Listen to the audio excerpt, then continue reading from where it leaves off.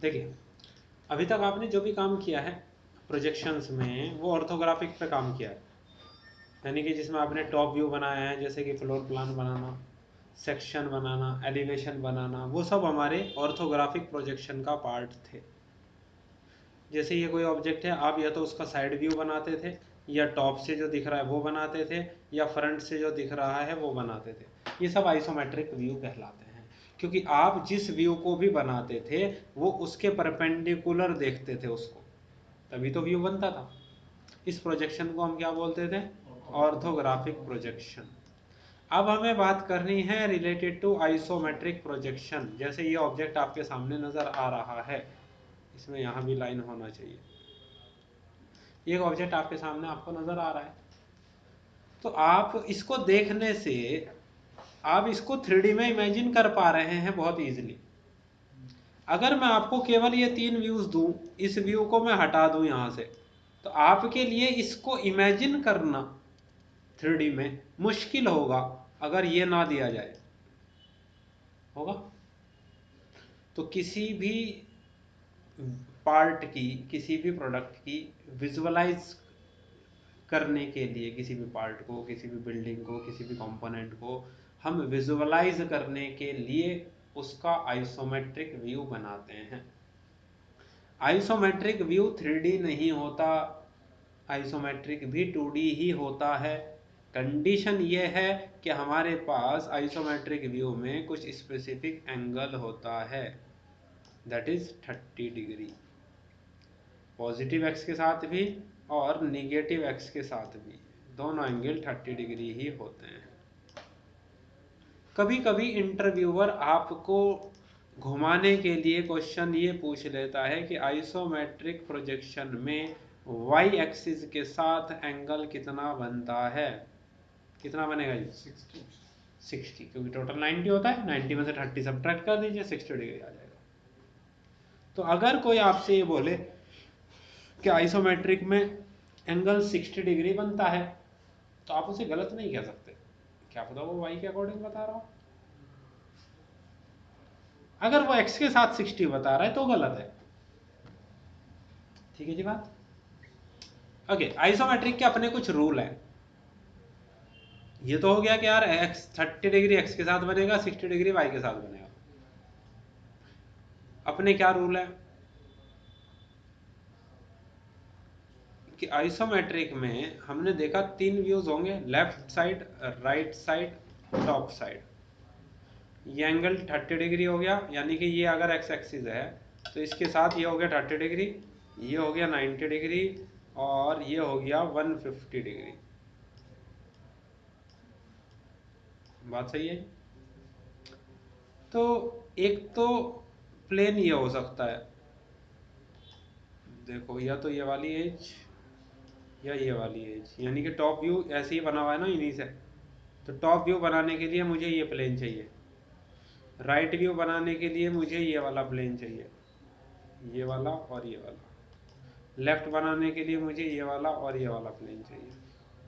तो आइसोमेट्रिक में काम करने के लिए हमारे पास 3 प्लेन होते हैं, उन्हें कहते हैं आइसोप्लेन। आइसोप्लेन लेफ्ट, आइसोप्लेन टॉप, आइसोप्लेन राइट। क्योंकि जब हम 2 एक्सिस में काम कर रहे हैं तो वो क्या कहलाता है? 2D। मैंने बोला आइसोमेट्रिक 2D ही होता है, यानी कि एक टाइम पे या तो आप इस प्लेन पे काम कर रहे होंगे, या आप इस प्लेन पे काम कर रहे होंगे, या आप इस प्लेन पे काम कर रहे होंगे। एक टाइम पे होंगे 2 ही एक्सिस। हाँ, काम करते करते हो सकता है इस प्लेन की जगह इस प्लेन पे जाना पड़ जाए, इस प्लेन की जगह इस पे जाना पड़ जाए, या इससे वापस इस पे आना पड़ जाए। प्लेन को स्विच करने के लिए हमारे पास शॉर्टकट होगा F5। F5 से आप क्या कर सकते हैं? आइसोप्लेन को स्विच कर सकते हैं। एक साइकिल चलेगी, मान लीजिए टॉप, F5 दबाया लेफ्ट, F5 दबाया राइट, फिर टॉप, फिर लेफ्ट, फिर राइट, फिर टॉप, फिर लेफ्ट, फिर राइट, फिर टॉप। F5 ही हम यूज करेंगे।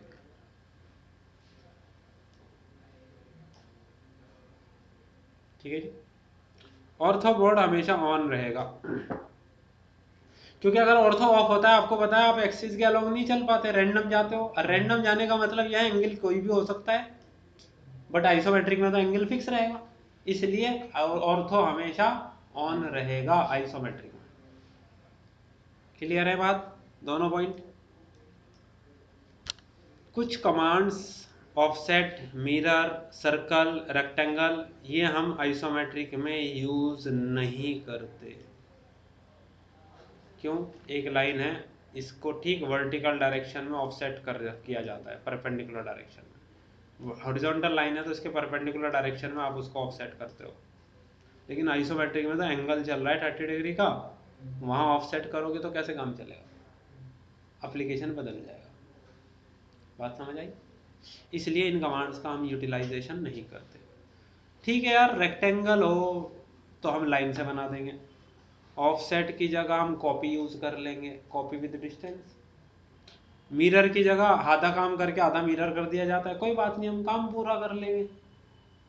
सर्किल का काम हम किसी और कमांड से नहीं कर सकते, इसलिए हमारे पास होता है आइसोमेट्रिक के लिए आइसो सर्कल। आइसो सर्कल एक कमांड के अंदर होता है जो हमने पढ़ी है, ellipse.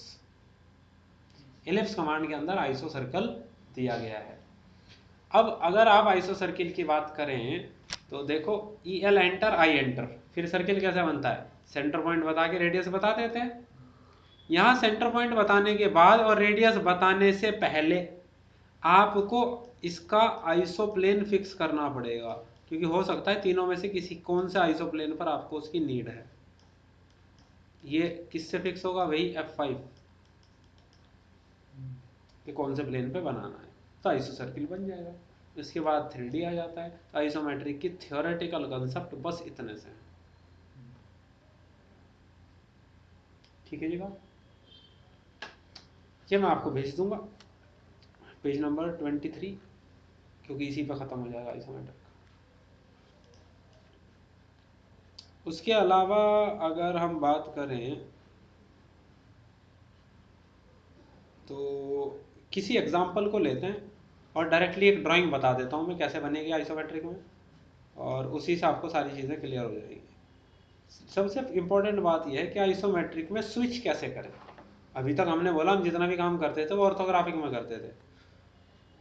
Drafting setting, DS enter करिए, स्नैप एंड ग्रिड में जाइए, वहाँ स्नैप टाइप का ऑप्शन है, उसके अंदर आइसोमेट्रिक स्नैप का ऑप्शन है, वहाँ से हम ऑर्थोग्राफिक से आइसोमेट्रिक में स्विच कर सकते हैं। कहाँ से जी? Drafting setting. बस खत्म पार्ट। आ जाइए ऑटोकैड पर।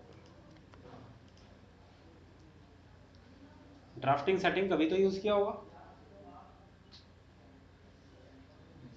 स्नैप सेटिंग्स करने के लिए कुछ ऑटोकैड में नए इंस्टॉलेशन के बाद सेटिंग किसने करी थी? सेटिंग करी थी किसी ने?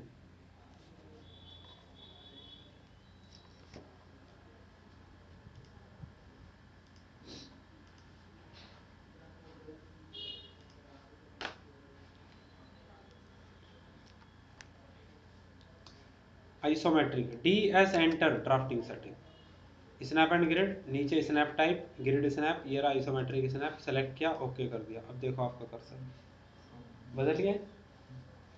F5 से स्विच होता है, नीचे लिखा रहा है isoplane right, isoplane left, isoplane top, left right, left top, right left top.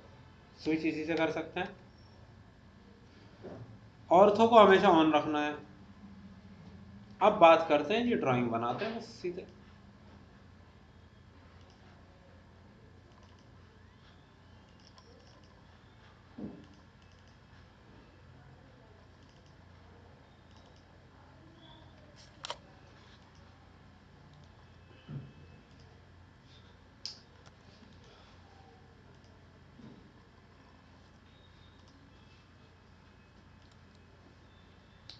देखो, हमें बनाना ये है,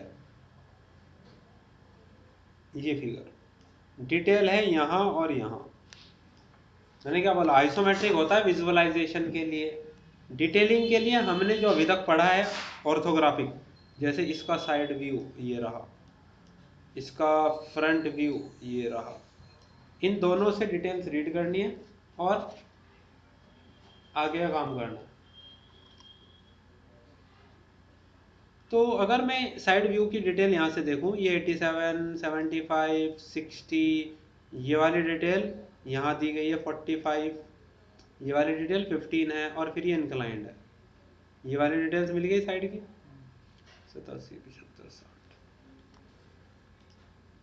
एल एंटर, पहला पॉइंट ये वाली डायरेक्शन 87। फिर ऊपर जाना है, ऊपर तो ये जा ही नहीं पाएगा, आपका प्लेन से पता चल रहा होगा आपको, तो F5 दबा दो बीच में। ऊपर अब जा रहा है, कितना जाना है जी 75। फिर आगे की तरफ आना है, F5 दबा दो, ये आ रहा है ना। तो इधर कितना आना है जी 60। फिर नीचे की डायरेक्शन में जाना है जी 45। फिर आगे की डायरेक्शन में आना है जी 15 और फिर सी एंटर, क्लोज। हो गई जी बात। अब मुझे चाहिए ये वाली लाइन, टोटल कितनी है 120। एल एंटर, पहला पॉइंट उधर जाना है, F5 दबा के प्लेन चेंज करना पड़ेगा 120। इस लाइन को मैं कॉपी करता हूं, यहां से पकड़ा, फिर कॉपी किया इसको, इसको, इसको और इसको, एंटर। यहां से पकड़ा, यहां रख दिया। ठीक है जी बात इतनी। अब यहाँ की बात करते हैं। ये आप अगर ध्यान से देख रहे हैं, इसमें और इसमें कुछ गैप है ना यहाँ। ये गैप मुझे यहाँ दिया गया है, देखो। ठीक है जी। ये वाली लाइन मुझे यहाँ दी गई है जी 15, और ये वाली गैपिंग मुझे यहाँ दी गई है 60। कोई दिक्कत? डायमेंशन समझ आ रही है कौन सी कहाँ है? 8 mm। तो यहाँ आते हैं जी, पहले करते हैं कॉपी इस लाइन को इससे आगे की तरफ, कितना 8 mm। फिर लाइन इन दोनों के मिड पॉइंट को मिला दो, फिर कॉपी करो इसको, इधर से इधर 30 और इधर 30, तो टोटल हो गया जी 60।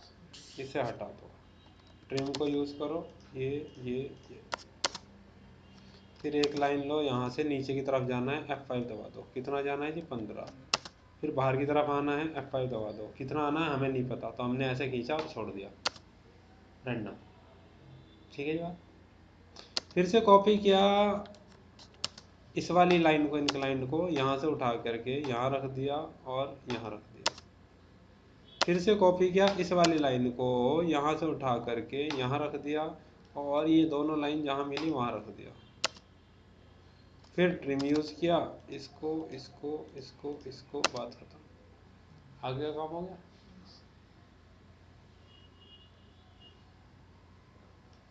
आ जाओ जी, सर्कल बनाना होगा। रेडियस कितनी है 38। ये बनाना है, इस फेस पे बनाना है, इस वाले फेस पे।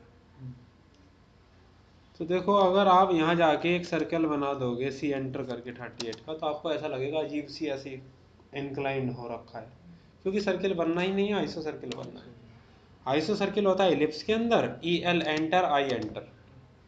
सेंटर पॉइंट बता दीजिए। अब देखो, क्या वो फेस है सही? F5 दबा के देखो, क्या ये फेस सही है? F5 दबाओ, क्या ये फेस सही है? चलो जी, रेडियस बता दो अब 38। अब कर दो जी ट्रिम।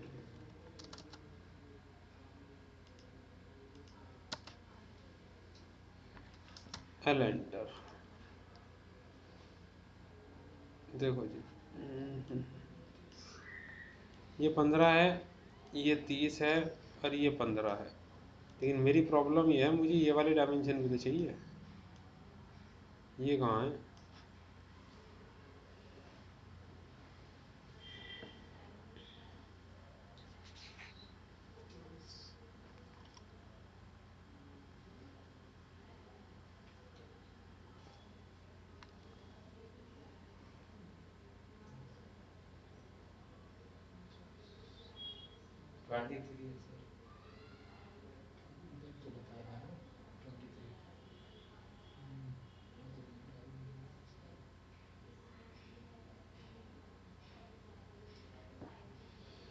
बताइए जी, एक वोट तो 23 पे चला गया, बाकी 3 वोट कहाँ है? वोट जरूर डालना है।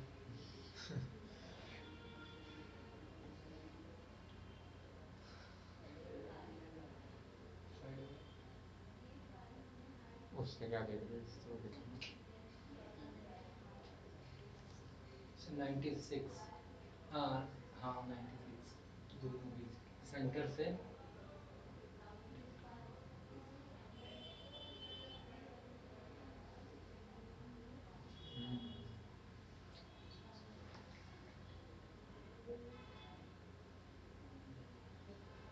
बोलिए जनाब बोलिए।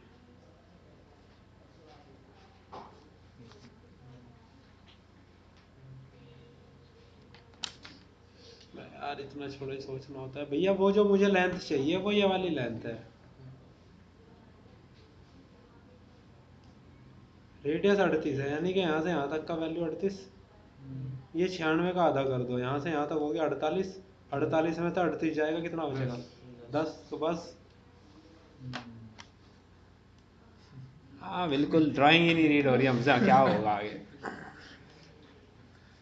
चलो जी, एल एंटर, पहला पॉइंट, F5 दबाया, इधर जाना है जी 15, फिर पीछे की तरफ आना था तो F5 दबाया, ये चाहिए जी 10, फिर उधर चाहिए 30, फिर इधर चाहिए 10, फिर उधर चाहिए 15, फिर इधर जाके बना दो जी 15, फिर 10, फिर 30, फिर 10, फिर 15।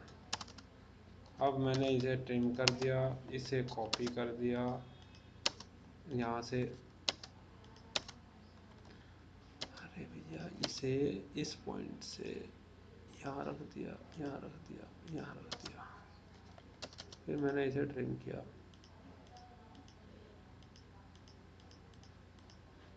ठीक है जी बात। यहाँ था वो 23, यहाँ 23 बताने लगे थे, इतनी समझदारी वाली बात मत करो। F5 ये है जी 23, बाहर की तरफ खींच करके छोड़ दो। कॉपी करते हैं इन दोनों को, इसको तो कॉपी करने की ज़रूरत ही नहीं, कॉपी इसको कर लो बस, यहाँ से यहाँ रखो, यहाँ से यहाँ रख दो, अब ट्रिम कर दो।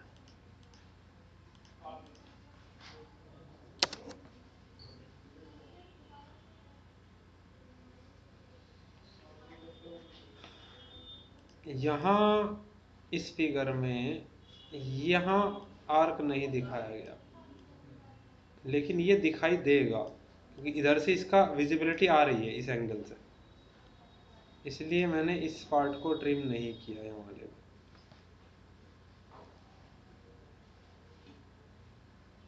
ठीक है जी बात।